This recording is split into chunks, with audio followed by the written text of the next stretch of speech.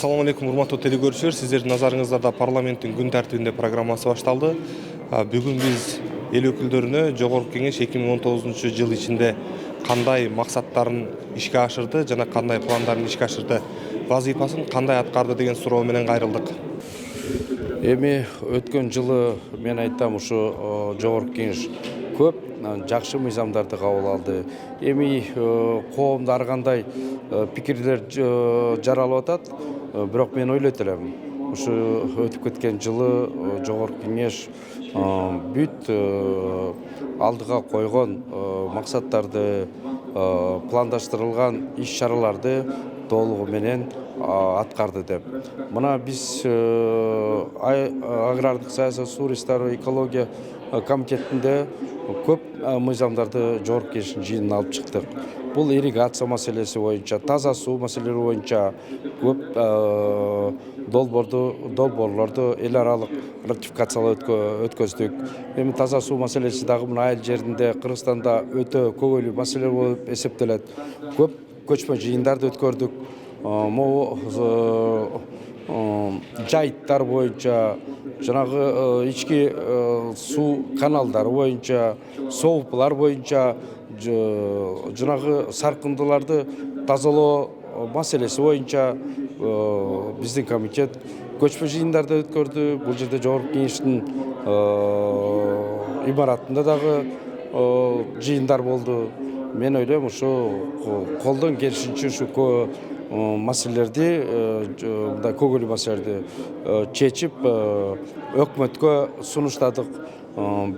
Биздин комитеттин контролунда ар кандай жооптуу мыйзам долбоорлору, Жогорку Кеңештин токтомдору мындай контролдо турат. Жогорку Кеңеш үчүн 2019 жыл жемиштүү, мындай өтө деле жеңил эмес жылдардан болду десек болот. Саясий жактан алганда бир катар мындай тарыхта кала турган чечимдер кабыл алынды. Бул ошол эле кой таш боюнча, экс-президенттин макамын алуу боюнча ошол маселелер каралды Жогорку Кеңеш тарабынан. Биз көптөн бери 5-6 жылдан бери көтөрүп келе жаткан балдардын ата-энесине акча төлөп берүү маселеси ошол Жогорку Кеңештин сунушу менен кабыл алынып, азыр төлөнүп баштады. Андан сырткары сүйүнчү дагы бир катар мындай цифровизация болуп өттү десек болот да. Анан эң башкысы мына мугалимдердин айлыгы көбөйдү. Бул дагы Жогорку Кеңештин салымы, өкмөттүн салымы чоң дейбиз. Мындан ары дагы ушул багытта иштешибиз керек да. Жалпысынан мындай турукташтырууга, анан кийин бардык мыйзамдарды карап берүүгө багытталды десем болот. Анан ратификацияга келгенде дагы биз азыр кылдат карап атабыз. Мисалы үчүн ТЭЦ окуясынан кийин ар бир ратификация канчасы грант, канчасы консультанттарга кетет, ошол маселелер кылдат каралып атат да. Негизинен мындай кызыктуу жыл болду, бурулуш мындай чечимдер да кабыл алынды. 2020 жыл мындай саясий жактан алганда шайлоо жылы да, бул дагы Кыргызстан үчүн өтө маанилүү жыл. Бирок ошону менен бирге ошол шайлоолор биринчиден тынч өтүш керек, экинчиден таза жана акыйкат өтүш керек да. Бардык азыр саясий күчтөр, саясий топтор даярданып жаткан кез, өтө баары мындай даярданып, бирок мөөнөтү белгиленип, 4 октябрь болот деп айтылып атат. Боршайком дагы абдан жакшы даярданыш керек. Биздин мигранттарга дагы шарттар түзүлүшү керек. Ал боюнча дагы, мисалы үчүн, мен демилгечи катары 4 негизги мыйзамдар өттү да. Анан ошонун баарын эске алып, жакшы даярданышыбыз керек. Анан ар бир үй бүлөгө, ар бир кыргызстандыкка, бардык адамзатына каалагандай эле бул ден соолук, үйүндө мындай тынчтык болсун, бала чакасы менен аман болсун, молчулук болсун. Экономикалык жактан биз мына 2020 жылы саясий окуялардан сырткары экономикага көбүрөөк көңүл бурсак, көбүрөөк жумуш ордун түзсөк, көбүрөөк мындай дарыгерлер менен мугалимдерге, социалдык жактан мамлекеттик жумуштагы кызматкерлерге шарттарды түзсөк, менимче жакшы болот да. Эң башкысы тынчтык болсун. Бир жылда аябай көптөгөн мыйзамдар кабыл алынды. Мисалы 2019 жылы 2018 жылга салыштырмалуу бюджеттин дефицити азайды. Бул дагы ушул өкмөткө коюлган Жогорку Кеңештин тапшырмалары, ошолордун контролдуунун чоң жетишкендиги деп ойлойм. Себеби дегенде элди жашоосун жеңилдете турган, жана ушул биздин элибизге жардам бере турган, ушул жана биздин коңшу мамлекеттер менен ээп шоос окшогон ишканалар неме организациялар менен иштешкен ушул эл үчүн жашоо шартын жакшырта турган көптөгөн мыйзамдар кабыл алынып, көптөгөн токтомдор кабыл алынды. Мисалы жанагы салынып жаткан жаңы жолдор ушулардын баардыгы боюнча ратификациядан өтүп атат.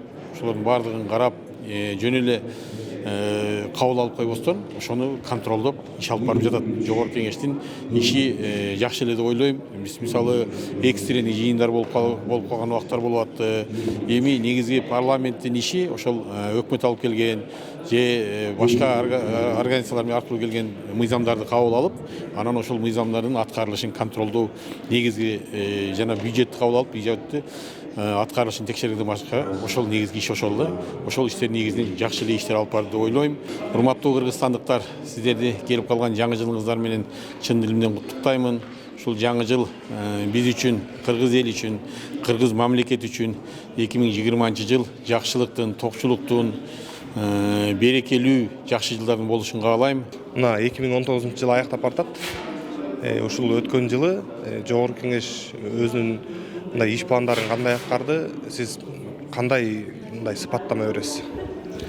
Туура айтасыз, 2019 жылдагы аяктап баратат, акыркы күндөрүндө турабыз. Албетте 2019 жылы жогорку кеңеш тарабынан жалпы баан албетте эл берет. Бирок ошо менен биргеликте ушул жогорку кеңеш тарабынан ушул 2019 жылы бир топ алгылыктуу иштер болду десек жаңылышпайбыз.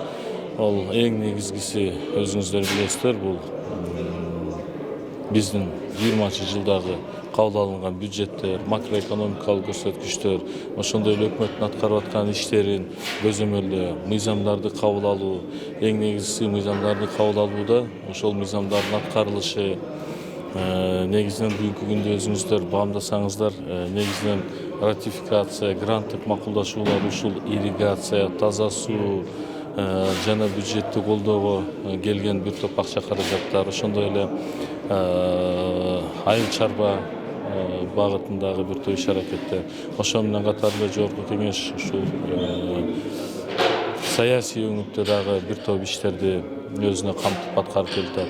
Бул ошол эле 7 жана 8 августта түзүлгөн депутаттык комиссиянын ишмердүүлүгүн өзүңүздөр көрдүңүздөр. Жана ушул сыяктуу өзүнө белгиленген вазифаны максималдуу түрдө жогорку кеңештин депутаттары аткарышты. Анан кийин бул аткарылган иштерди, жыйынтыгын, болуп аткан иш аракеттерди сөзсүз түрдө биздин эл, биздин шайлоочулар баасын берет деп ишенебиз. Урматтуу кыргыз элим, баарыңыздарды ушул жаңы кирип келе жаткан 2020 жылыңыздар менен чын жүрөгүмдөн, өзүмдүн атымдан, үй бүлөмдүн атымдан куттуктап коюуга уруксат этиңиздер. Келечекте биздин мамлекетибиз өнүгүп, өсүп, өнүккөн мамлекеттердин катарына кошулат деген терең ишеничибиз бар. Ал үчүн баардыгы сиздер менен биргеликте талыкпастан эмгектенип, эң негизгиси ынтымакчылыкта, биримдикте болойлу деген чоң ниетибиз жана ишеничибиз бар. Мына 2019 жылдагы аяктап өзүнүн эшигин жаап бартат. Ушул жыл ичинде мисалы айта кетсек, чек арада бир топ мындай инцидент катталды. Негизинен эле ушул чек ара иштери боюнча 2019 жылдын жыйынтыгына кандай баа бересиз? Мен мындайча айтканда орточо баа берет элем. Себеби чек ара маселесин биз чечкен жокпуз. Биринчиден, экинчиден бирок бир топ жакшы иштер болду. Бул эки президенттин жолугушуусу ошо чек ара аймагында жана биздин мамлекетибизде, Ысык-Көлдө. Андан сырткары баягы бир топ баягы социалдык маселелер, экономикалык маселелер жана ошол Баткен областына тийиштүү бир топ өкмөт тарабынан иш-чаралар жүрдү жана эмки жылга да пландаштырып атат. Бул жакшы деп ойлойм. Эң себеби баягы биз чек ара маселеси бул оор, татаал маселе. Аны биз бүгүн же эртең чечебиз деп айта албайбыз. Бирок ошонун чечүүнүн алкагында мына элдин Баткен облусунун өтө татаал катаал жерде жана турмуш жашоосу да өтө оор. Ошонун негизинде өкмөт тарабынан, президент тарабынан, парламент тарабынан көңүл бурулду деп айтсак болот. Быйыл өзгөчө быйылдан баштап бир топ иш-чаралар жүрө баштады. Ошол Баткен элинин жашоону оңоо боюнча мен ойлойм, быйылкы бюджетте да, өкмөттүн планында да, кечээ мына президентибиз сөз берген, сүйлөгөндө да ошол Баткен облусуна өзгөчө көңүл бурду. Мен күндө түнү күндүз буну көңүлүмдө жана мен контролумда деді. Мен ойлойм, буюрса ошол Баткен облусунун, Баткен элинин жашоосун биз оңдой берсек, ошол жерде элдин жашоосу бийик болсо, жана кошуналар тарабынан дагы мамиле өзгөрүп, биз жака караган кызыгуусу азаят деген биз ниеттебиз. Урматтуу телекөрүүчүлөр, сиздер парламенттин күн тартибинде программасын көрдүңүздөр. Кайрадан эфир аркылуу амандашканча сак саламатта туруңуздар. Келе жаткан жаңы жылыңыздар менен.